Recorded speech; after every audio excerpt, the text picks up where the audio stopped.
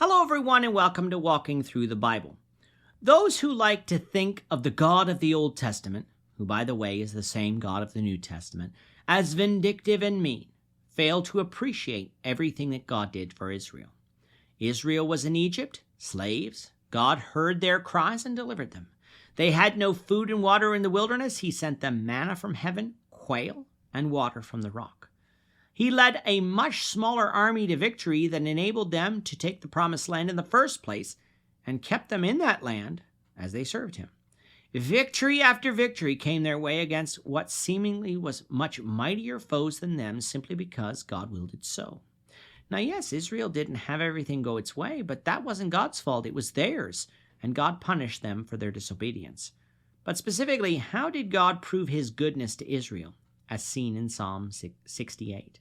Let's find out. So if you have a Bible with you, and turn to Psalm 68. We're going to be reading from verses 7 to 23. If you don't have a Bible, don't worry. Just follow along with us on the screen. The version that we'll be reading from is the New King James Version. So, Psalm 68, beginning at verse 7. To the chief musician, a psalm of David, a song.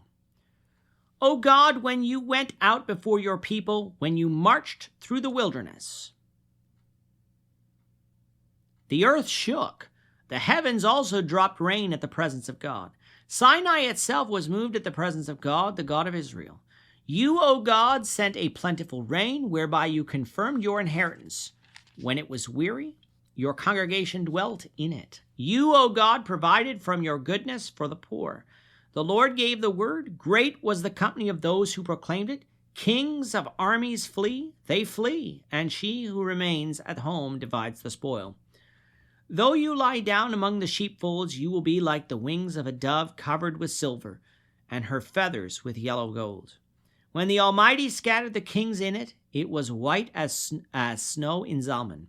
A mountain of God is the mountain of Bashan. A mountain of many peaks is the mountain of Bashan. Why do you fume with envy, you mountains of many peaks? This is the mountain which God desires to dwell in. Yes, the Lord will dwell in it forever. The chariots of God are 20,000, even thousands of thousands. The Lord is among them as in Sinai in the holy place. You have ascended on high. You have led captivity captive. You have received gifts among men, even from the rebellious, that the Lord God might dwell there.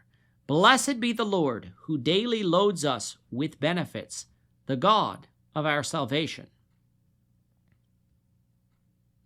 Our God is the God of salvation. To God the Lord belongs escapes from death. But God will wound the head of his enemies, the hairy scalp of the one who still goes on in his trespasses. The Lord said, I will bring back from Bashan, I will bring them back from the depths of the sea, that your foot may crush them in blood, and the tongues of your dogs may have their portion from your enemies. This psalm is a psalm of David, a jubilant one that gave God praise for who he is and what he has done for Israel. In this lesson, we move into the middle two sections of the psalm and discuss God's goodness as seen throughout Israel's history. Although Israel's history dates all the way back to Abraham, to the Hebrews who heard this psalm first, modern Israelite history could be said to have begun at Mount Sinai, where Israel received the law of Moses from God. It was there that God marched through the wilderness and brought Israel to Mount Sinai. The heavens also dropped rain at the presence of God. This was not literal rain, but gifts from God. We, of course, had the manna from heaven, the quail, and then the miraculous water from the rock. But the heavens also thundered when God spoke, and the law of Moses was his greatest blessing to them, for it taught them how to serve God and was preparing them for the coming Messiah, as will be seen even in this psalm.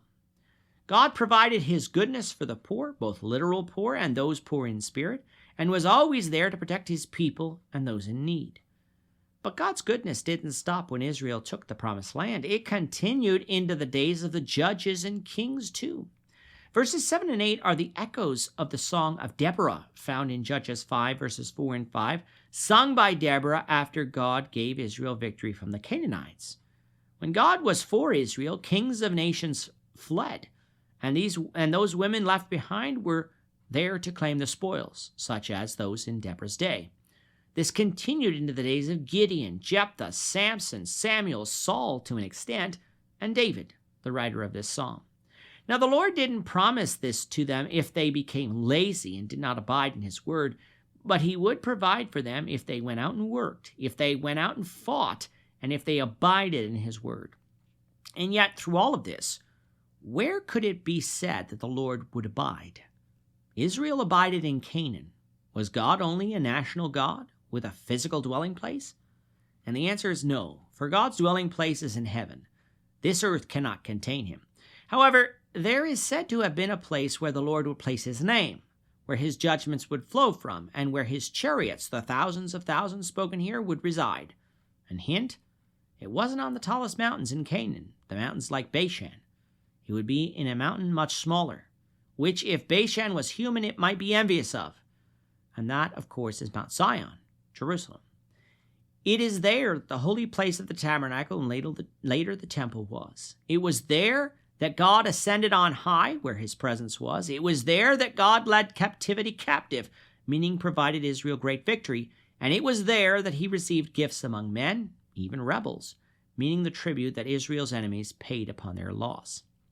For those who highlight their Bibles, I would like you to highlight verse 8, for in our next study of Ephesians, the Apostle Paul is going to take this passage and apply it directly to Jesus, the Messiah spoken of in the Old Testament. For now, though, let's see the physical fulfillment of David's words here, leaving the spiritual fulfillment for that future study. As King of Israel, God was the only God of Israel's salvation, the one who allows man to escape death. God is the one who will bring salvation to the righteous, yes, but he will bring destruction to those who go off into sin. A warning to Israel and to us that it should be our desire to walk with God by faith and receive his mercy, rather than rebelling against God and receive his wrath. We'll conclude Psalm 68, the Lord willing, in the next lesson. With that, our time is up for today. The Lord willing, we hope you'll join us for tomorrow's discussion of Psalm 68, verses 24 to 35, as we continue our walk through the Bible, one verse at a time. We thank you for watching Walking Through the Bible today. If you have any questions or comments, you can leave them below. But if you like this video, we ask that you consider subscribing to our channel so you won't miss out on other videos in our series, as well as share this video among your friends so that the saving message of Jesus Christ can go out to the whole world.